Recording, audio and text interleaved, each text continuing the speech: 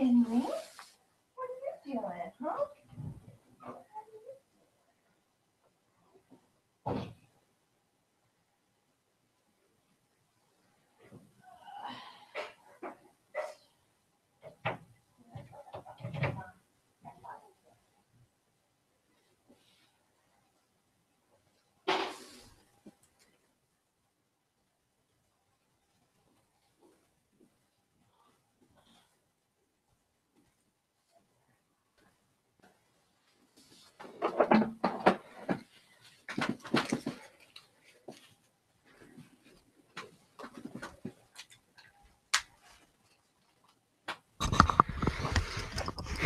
Check, check. Check, check, check. Awesome. Hey. Sorry once again. Today's been a whirlwind. No, it's all right. I mean, I kind of switched up the schedule on us a little bit, so It's okay. Just work sucked, and then I had to go to the doctor to get a third cortisone injection into my elbow. For what? I've had tennis elbow, which is basically tendonitis in the elbow. Yeah. And it won't go away. So I had an MRI done, and they said there's no tear, just inflamed. So they gave me another cortisone shot, which hurts like fuck. Yeah. And then my boss is like, "You're not leaving work early because of that. You have to stay and finish your work." Fuck. Yeah. Well, I'm ready whenever. Okay. So I've just basically got kind of the the positions graded out, kind of hit on them a little bit. I was listening to some of the ones from the past couple of days. Jacob Westendorf had some comments about like the atmosphere on Monday night that I kind of wanted to chime in on a little bit. So I don't know if you had if you wanted to, if you want to say anything about it, feel free. But I just had like a little, he hit something that I have been kind of like thinking about. What's that? Really, just like the atmosphere at Lambeau, I think it's not as good as I think a lot of people. It's very it's a very family friendly atmosphere, and I say that with a negative connotation. Negative. Because well, like obviously like family friendly is good, but like just the whole no one makes enough noise. There's really not a lot of energy unless it's it's 2G. So it's 2G rated, 2PG. Yeah. You need a little more PG-13. Throw some rated R when it gets into overtime. I don't need it to be Bill's Mafia out here, or anything. But just don't tell me to sit down when I'm standing up and cheering on first down on defense. You know what I mean? Oh yeah. I completely agree with that. And I would love to judge, but to be completely honest, I haven't been to any other football stadium, so it'd be tough for me to completely agree with that. So I mean, college football is different. I went to the Badger Illinois game. I'm like, I don't really need to stand. Oh yeah, I saw those pictures, dude. It awesome. Turned into a snow globe, man. That was nuts. All right, well let's jump. Well, do you want to start offense, defense? I figured we'd start offense, and because I think that's where at least there's some positives to talk about. I don't know about you. Yeah. All right, let me get a stopwatch and we'll go. All right. Welcome, everybody, to another edition of the Pack a Day podcast. Thank you so much for joining us today. My name is Dan Connick. My partner today, as always, Mr. Chris Schimmel, joining you today on your Pack a Day podcast, your only 365-day-a-year Pack a Day, or Packer podcast, I should say. There's only one Pack a Day podcast, and it's this one. So thanks for joining us today. Trying to get through the rest of this bye week. This is like the second half of the bye week, essentially. So, the team is getting ready for LA now, but this is the last little bit before you're finally done with the bye week. Is I guess the first couple days of this week, really, when you think about it. Team back in packing pads and everything. The rest of this week. The calm before the storm.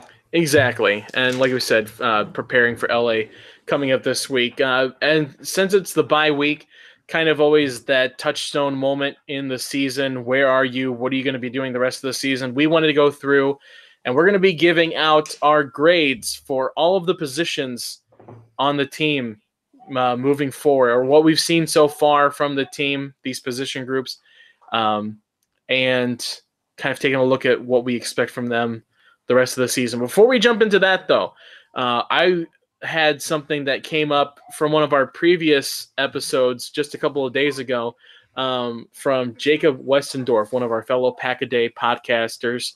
And he made some comments about the atmosphere at Lambeau Field. He was talking specifically about that Monday night game against San Francisco and how there was really not a lot of energy in the crowd.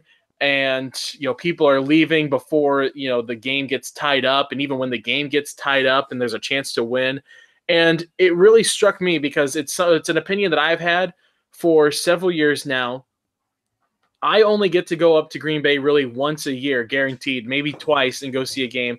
And it's something that I've noticed, especially like he said, for these games that aren't rivalry games, so to speak, like a Seattle or a divisional game. But for me personally, Chris, there's just, and it's been noted obviously before, but I wanted to get my sense in on it. Just the lack of energy that Lambeau seems to have week in and week out.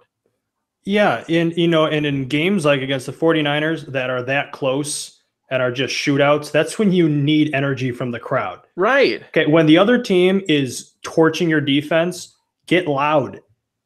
That's on first down, on second down, on third down. And when the Packers offense is on the field, be quiet. You can hear a penny drop. But when the defense is getting torched by the 49ers, the backup quarterback, get loud as you possibly can.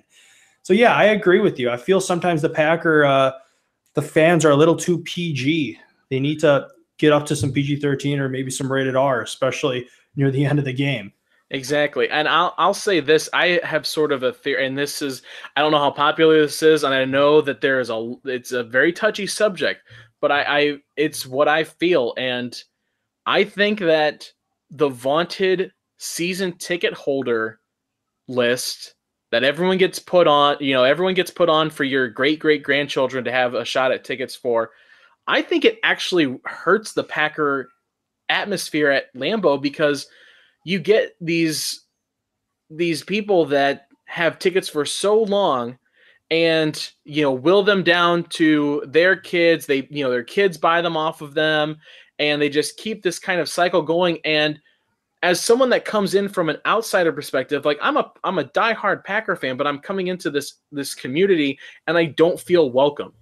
There's a lot of times where I do not feel comfortable just being a fan in my own stadium because of how I feel I'm going to be judged. And I at least once per game get a comment about standing up at the wrong time or cheering, making noise during first and second down on defense. Like I feel like that kind of that atmosphere of these are in my family for so long, and you're not the guy that usually sits in these season ticket seats. Like I think that's an issue. I don't know how you address it or how it gets changed. I just am trying to point out an issue. Yeah, I can't really say that I've experienced what you've experienced because I haven't. But at the same time, it's almost like there's this unwritten rule book. Yeah. And sometimes you need to say, dude, if it's not written down, it's not a real rule. Okay. So I agree with you. People need to loosen up a little bit more, be more supportive, be more open up. Because I've seen a lot of good fans, but then I also see a handful of fans that, you're like, I remember my first Packer game back in like 2005 preseason game. This guy got into another guy's face. The Packers playing the Bears, and the Packers won, and the guy went right up in his face and yelled, "Bears suck." And then he gets thrown out. And then while the security guys escorting him out, he yells back to his wife, "Honey, I'll meet you back at the parking lot." I'm like, yeah, right. See, that's what you need, more of that. More of that. Yeah. Be a little rowdy. I'm not saying, become the next Raiders. We're not inciting violence. We're not inciting violence. But just be a little bit more excited, especially get rowdy. especially deep in the game, especially when your defense is getting completely diced up. Exactly. That's going to get into a quarterback's head. You've got to create that atmosphere. I mean, you see that atmosphere in Seattle every single week. You see it in Oakland. They suck, and their fans are still one of the loudest, they still create an environment like that it's hard to go play in against a team like that. And guess what? I know they're not playing at Lambeau Field, but if you're playing a team like the Rams, you need to get loud. Yeah. I mean, I remember when the Packers were playing the Seahawks, that place would be so loud. Even the players would say it's so hard to prepare for the game because of how loud it's going to be. So that's why, Seattle, they call their fans the 12th man. Yeah. I mean, the Packers need that too. I mean, that mystique of going to Lambeau Field during a playoff game, it's sort of gone. And I think that's part of it is that atmosphere is not there day in and day out. Let's go ahead. Let's jump into what we're talking about. We're grading the Packers position groups as we hit the bye week. What have we seen in the last 6 weeks now? We're going to start right at the top. Quarterback position. How do you grade out Aaron Rodgers so far this year? Well, you have to take a couple things into perspective. One, I took a look at his statistics of what he's done through the first 6 games compared to what he's done the previous 6 games throughout his career. But you also need to take into effect his knee. Right. Busted up knee. Cobb and Allison are gone, so he has 3 rookie receivers he has to put in. So you have to put that in as well. However, through 6 games, he's set new career bests for completions, passing attempts, and lowest interception percentage. Second most in passing yards. He's on his way for over 5,000 yards so far this year. 5th in yards per attempt. 7th in passer rating, which is nuts because he has a passer rating of 100.1. He's only had 4 seasons through the first 6 games with a rating below 100. That's pretty rad. 8th in touchdown passes. However, dead last in completion percentage and touchdown percentage. He's only 28th in the league in completion percentage, where Drew Brees is completing 77. Rodgers is completing a little over 61. And I know a lot of that has to do with the banged up knee and then rookie receivers going in. But Rodgers, I still think, has played well. He hasn't been excellent, but he's been good. What he's had to do. So if you told me I have to grade him, I'd give him a B. That's what I was at. I was at a B+ for him. B+. I think I would give Rodgers B+, but then what Kaiser did against the Bears might bump it down to a B maybe for me. Yeah, I was. That was something I was having trouble with. Is how much do I factor in the DeShone Kizer 7 snaps that he had against Chicago? Yeah, exactly. So that I was gonna say B+, but then I thought of Kizer. I thought this is the quarterback position, not just the Aaron Rodgers grade. So I thought B. But yeah, I think Rodgers has been good. Of course, he's missed a lot of throws he's usually accustomed to making. He has rookie receivers. They need to get on the right page. I still think that he's done some great things this season. I would agree. Yeah, I mean, he's definitely had some of those vintage Aaron Rodgers moments, but there have been way too many of those just other moments where he's missing wide open guys or he's, not reading the play correctly. Yeah, he's abandoning the play, instead of being more patient, he just takes off. I don't know if that's because he's worried if, it's like seeing ghosts. Like you're worried about his knee, so he takes off and he ends up missing a couple of plays. Right. But overall, I still say that right now a good solid B. And seeing how with Cobb and Allison all them coming back, I think he has a chance of bumping that up to an A in the next couple of weeks. I would think so. And let's be honest, his B+ is a lot of guys' A's, Yeah. So you got to grade him on a curve. The guys in the backfield with him, running backs. I'm interested to see how we do with this. What do you give the running backs? Right now, I'm giving the running back C. Really? I'm giving them a C because going into the bye week, they were 17th in the league in rushing. And, of course, Mike McCarthy just came out saying they have to run the ball more. And I looked it up. They're 31st in the league in rushing attempts. And I understand, when you get blown out in the first quarter, like against, the Lions, and then they weren't getting blown out, but they were in a shootout with the 49ers. So they have to abandon the run then. But at the same time, Aaron Jones was out the first 2 games, but he's been a non-factor in the second half of games. I think you can count on one hand how many attempts he's had in the second half the last couple of games. And then Jamal Williams has had the most carries, but he's averaging only 3.8 yards per carry, and his longest is 11 yards. And then Ty Montgomery is the best of the bunch when it comes to catching balls out of the backfield. Has only 14 catches, though. Right. So I really feel like right now I give him a C, but I feel like they should be a B with how Aaron Jones. He's averaging 5.9 yards per carry, but it's almost like McCarthy puts him on a timeout in the second half. And so I feel like I would like if Aaron Jones had more carries and been putting up these same numbers he's been putting up, I'd give him a B. But because of this, I'm putting them at a C. I have them, if I'm grading on the curve. Curve. Well, so I'm grading on the curve, the Mike McCarthy curve. Well, I mean, you brought up a good stat there. 31st in the league in rushing attempts. So he's not even giving them a chance to be good or have an impact. And so I think if you're looking at the overall performance of the run game, if we're looking at that on the Mike McCarthy curve, it goes down to a low B. I actually have them grading. I put them at an A- because that's being a little generous, because I just think that if you give Aaron Jones all the carries Jamal Williams has been getting, then I'd say yes. But the fact that he's not utilizing them, and Jamal Williams averaging 3.8 yards per carry, long of 11 yards, I just find it hard to give him above that. You say low B, a B-. Yeah. Would you say if you're grading them on a paper, 80%? 80 out of 100, B-? Yeah, right on the edge. Right on the edge. And so, I mean, I base this on the fact that Aaron Jones missing 2 games at the beginning of the season, and also being handicapped by this running back rotation that makes absolutely no sense, and then an offense that just refuses to actually run the ball in general.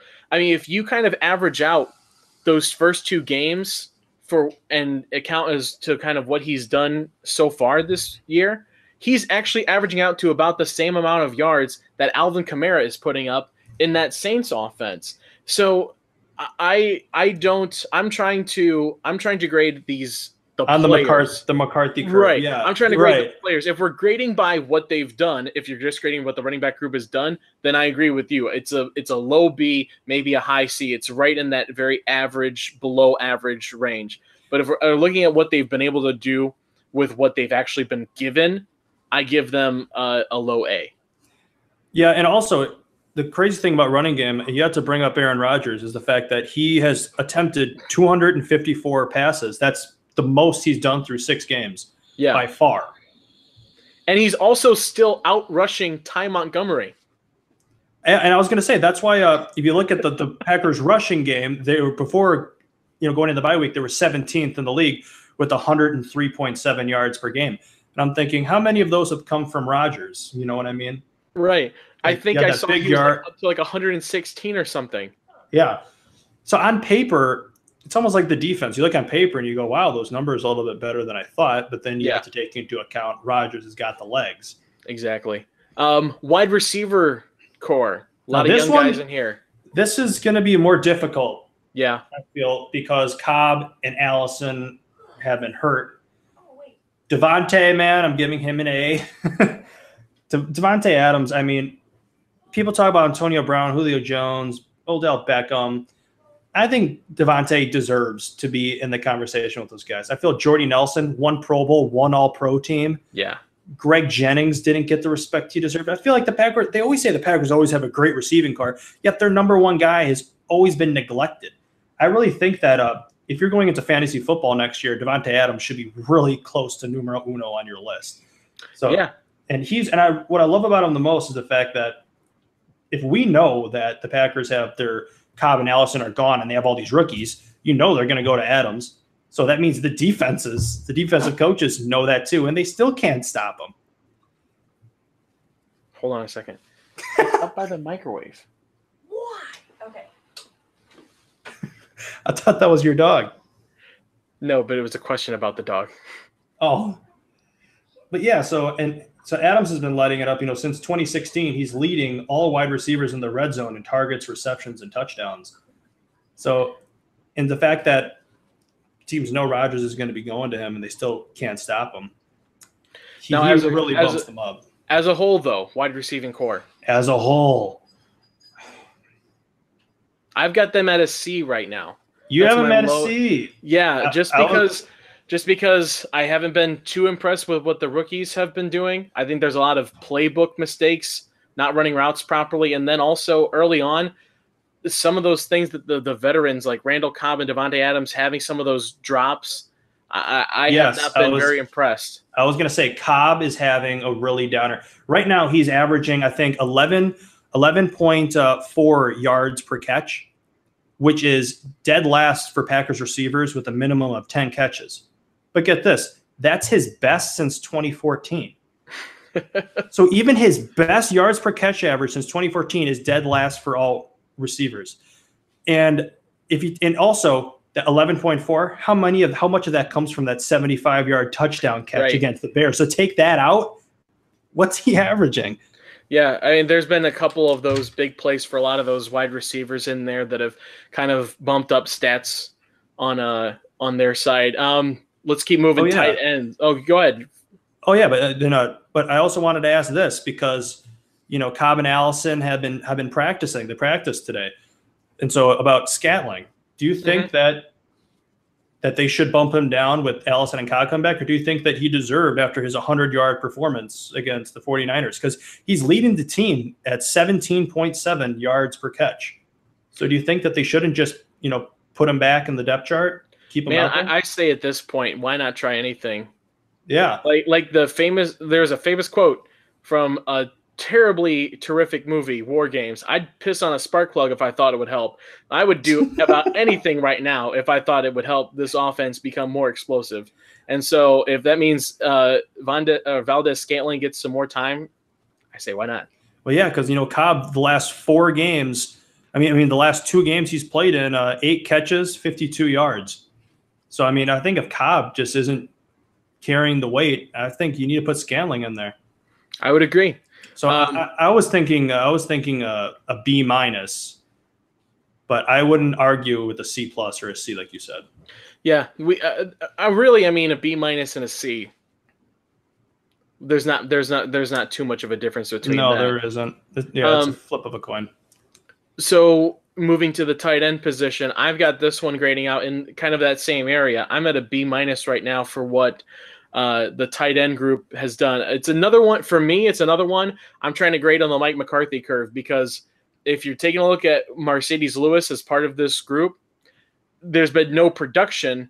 But again, I think it's more he's not been a part of this offense for some reason. And so I think you have to take that into account with what Jimmy Graham has been doing. I really thought that the tight ends, I was going to go so far to give him a D. Really? Yes, because Jimmy Graham, he had a game or two. He's been missing some easy throws. He's not as explosive as he used to be. Kendricks, for God's sake, the most you see him is when he's lined up at the fullback position. Right.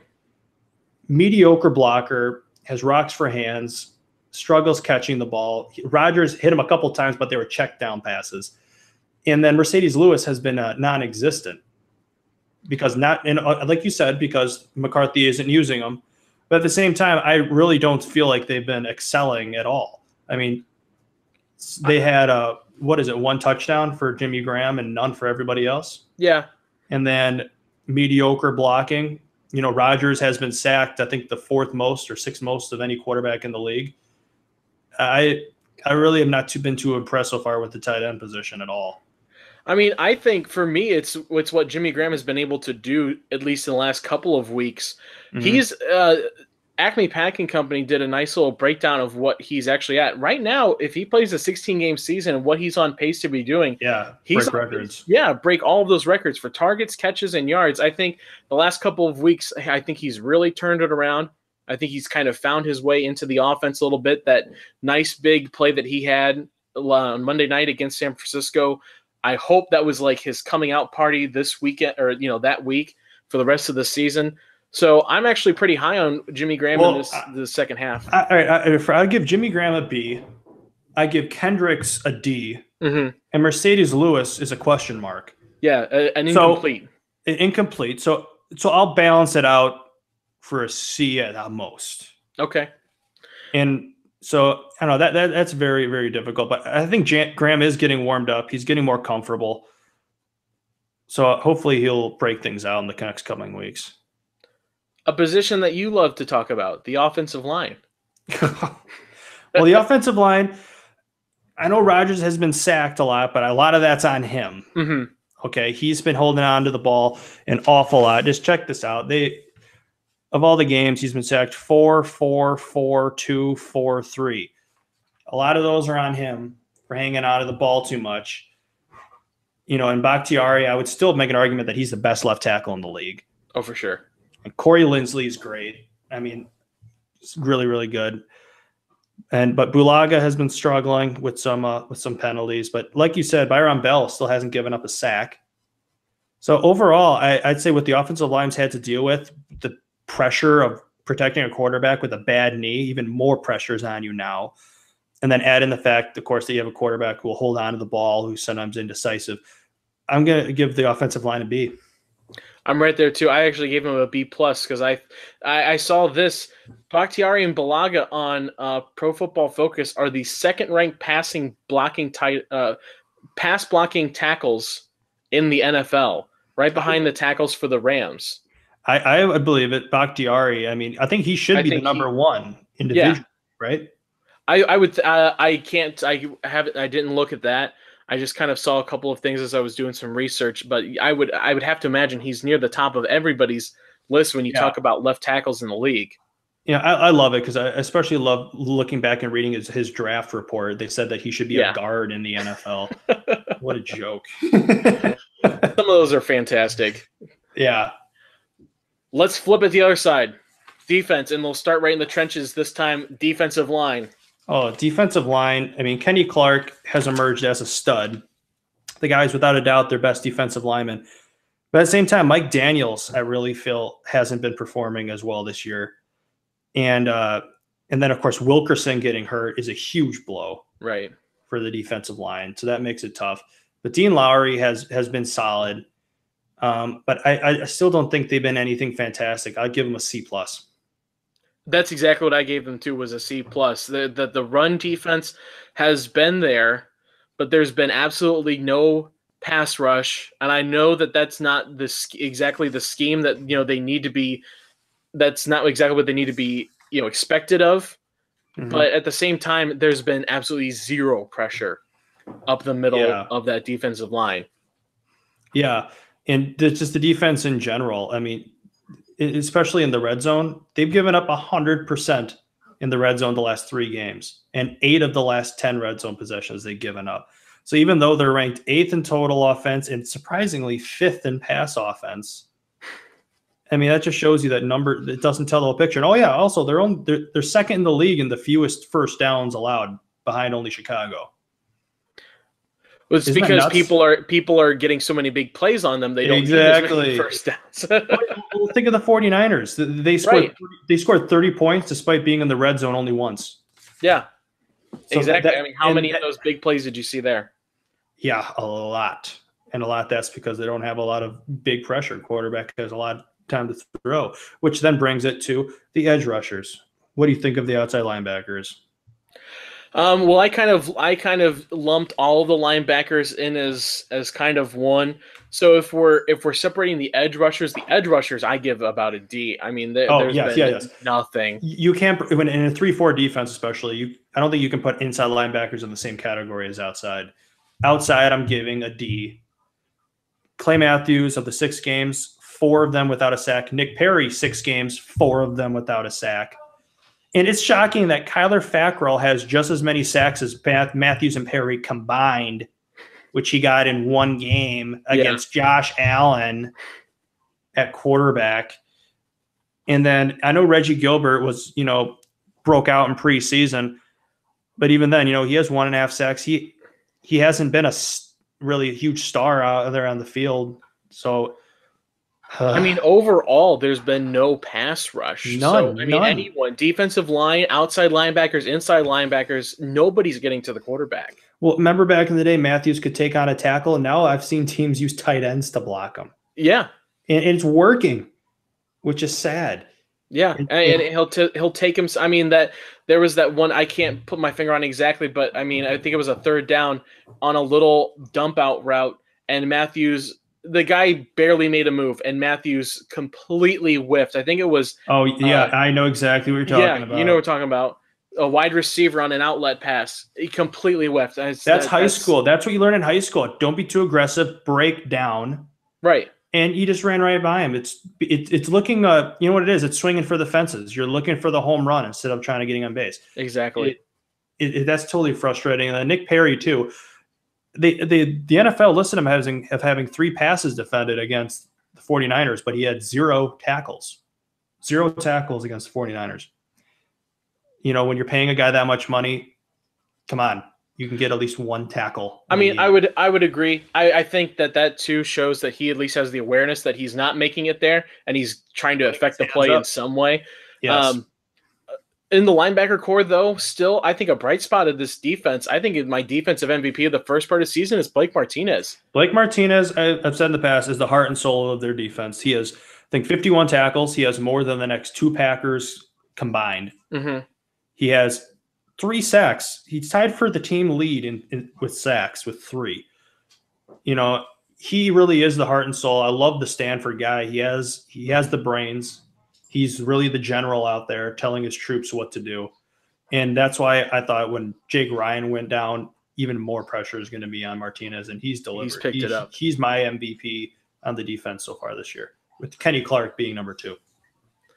Let's go to the outside cornerback, and we'll kind of combine these, talk about them as whole, as we're kind of running a little high on time. But defensive backfield. Okay, safeties are going to really plunge it down, even though Clinton has those picks. Kenshaw Bryce, I'm giving him a flat F right now. I'd agree. And then secondary-wise, you know, of course, Alexander is practicing, so he's going to be back. But Josh Jackson, I love the aggressiveness. I love the plays that he's making. Tramon Williams, though, I've not been a fan of at all. No. He gives players. It's like he doesn't trust his catch-up speed, so he's playing so far off the ball. And Devon House is gone after that big play he gave up. So really, the secondary, thinking C. I mean, I would say right about that too, because I had the cornerbacks at about a B. Yeah, and then I had the safeties at a D. Yeah, I only put that because of what HaHa's been able to do. I didn't make it an F. Oh yeah, HaHa. You know, he either makes a huge play or he whiffs. It's one or the other. Yeah, and then Kenshaw Bryce. Oh. Yeah, well, real quick with the safety position, something I saw today, an article again on Acme Packing Company, moving Kevin King. The idea of moving Kevin King to safety. I heard that about Tramon Williams too. Right. I mean, everyone's just we're trying to move everybody to safety. Yeah, Tramon Williams, now Kevin King to safety. Well, first thing with Kevin King is he needs to stay healthy. Yeah. So if making him a safety is going to help him stay on the field more and keep Kenshaw Bryce off it, I'm all for it. Good point. And then another player is Josh Jones. I mean, the guy, 2nd round pick, 220 pounds. People were just raving about his athleticism. And the fact that he's not even considered playing is crazy. And then also, I saw a tweet that during one of the Packers punts that they had only 10 guys on the field. And then a guy tweeted they had only 10 guys because Josh Jones forgot he was on punt. And I thought, oh, well, that might explain everything. Is this guy just dumber than a box of rocks and he can't get on the field? I mean, that could explain the lack of trust. Definitely. Exactly. So let us know what you think about our position grades. How wrong were we? How right were we? Let us know on Twitter what you think about it at DK All the Way, at Chris Schimmel on Twitter. Real quick, Chris, we wanted to kind of touch on a little preview of the Rams. What are your feelings for this? Because I'll get into it a little bit, but what do you think about the game coming up this week? The Packers are going to have to throw everything, including the kitchen sink, at the Rams. They are a stud team, and then the Rams have a really tough schedule coming up. They have to play Aaron Rodgers, Drew Brees, Russell Wilson, and Patrick Mahomes. So they have a lot going on too. So their defense with Aaron Donald is really going to give the offensive line a challenge. Wade Phillips always has a great defense. Offensively, this is a bombing out offense. Jared Goff's averaging 9.8 yards per pass attempt.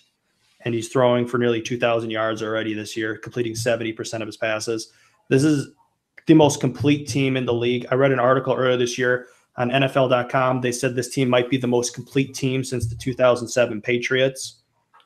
And I think, so this is really going to be a tough game, but I really feel that I don't see the Packers getting blown out. I feel the Packers surprising a lot of teams by staying with this team this week. That's my bold prediction.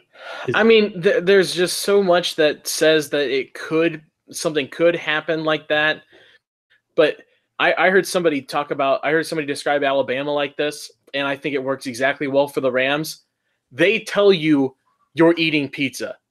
You can go to them and say, well, no, I'm thinking more like maybe like roast beef or, burger, something, and say, no, you're eating pizza, and that's what you're going to eat. And you can fight and complain all you want, but they are going to tell you what you're sitting down and eating. They dominate you. There's no room to kind of move around and try and do what you do. You have to come out and, like you said, throw everything you possibly can at them and then some. I think to try and make this, I think competitive. I don't have very high expectations for Sunday. I really don't. I don't either. If you're telling me right now to be just a brutal, honest analyst, I'd say the Rams are going to come away with the victory, but it's not going to be a huge blowout win. But however, Blake Martinez and Kenny Clark are their hands full chasing down Todd Gurley. Yeah, that's gonna be big. And also, because if you can't stop those guys that San Francisco had. Oh, yeah. And just hitting Todd Gurley out of the backfield. I'm expecting the Packers defense to come out with a lot of 6 defensive backs to have the fastest players on the field. That way, if Todd Gurley catches the ball out of the backfield, you need to have your fastest guys on the field. So I'm expecting a lot of dime coming out. I have to imagine so. I think you got a good point there. Make sure you stick with us throughout the rest of the week as the rest of the guys get you ready for that game on Sunday, and keep listening to us wherever you find your favorite podcast. Make sure you subscribe, review, and rate us. It's always a big help for us. Follow us on Twitter at Pack a Day Podcast and on Facebook, Pack a Day Podcast as well. And follow us again on Twitter, again, DK all the way for myself and for my partner, Chris Schimmel at Chris Schimmel. Thank you so much for joining us this week on the Pack a Day Podcast. As we always end it, the 3 best words: go, Pack, go. Go, Pack, go. Nice. Awesome. Do you need to get going right away? Yeah, I got to bounce. I'm cutting it pretty close. Okay. All right. Sounds good, man. Yeah. Well, hey, thanks for working with me on this schedule. I'm glad we could get it in. For the week. Yeah. No problem. No problem. Cool. All right, man. Take it easy. All right. You too. See ya. Bye.